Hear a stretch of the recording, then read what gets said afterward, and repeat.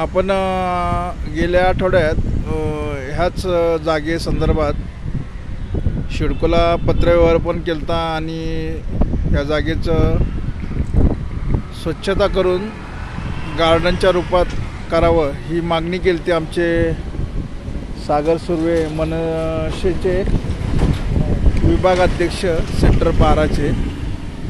तर शिडकोने साफ केलेलं आहे गार्डन। त्यांच्या सागर सुर्वेच्या प्रयत्नाला यश आलेलं आहे, पण अजूनही हा केराचा जो ढिगारा आहे तो काही साफ झालेला नाही आहे। असो, पण बऱ्यापैकी साफ केलेलं आहे। जरा तुम्ही पुढे या।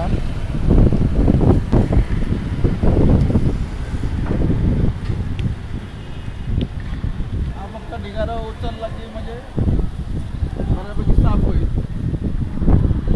आमचे मित्रमंडळी, भागाचे सगळे खेळाडू त्यांना आनंद घेता येतोय त्या ह्याचा गार्डनच्या स्वरूपात, मैदानाच्या स्वरूपात ह्याचं वातावरण निर्माण झालेलं आहे।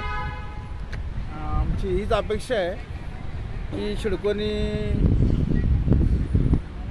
शिडकोनी वारंवार असं स्वच्छ भारत, स्वच्छ खारघर ही मोहीम राबवून आम्हाला भाग नका पाडू। प्रत्येक वेळेला दाखवायचं की इथे घाण आहे, इथे खड्डे, इथे कचरा आहे।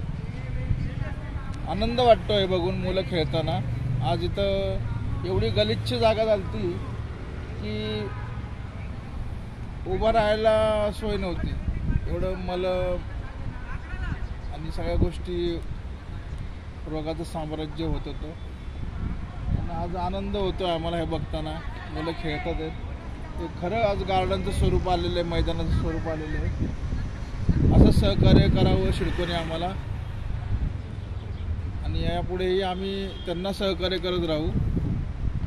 आणि ह्या केसेस जे होतात ते आमच्या सामाजिक कार्यासाठी होतात, आमच्या वैयक्तिक कामासाठी नाही होते। केसेसला आम्ही घाबरत नाही। आपण चांगली कामं करा, आम्ही नाही तुमच्या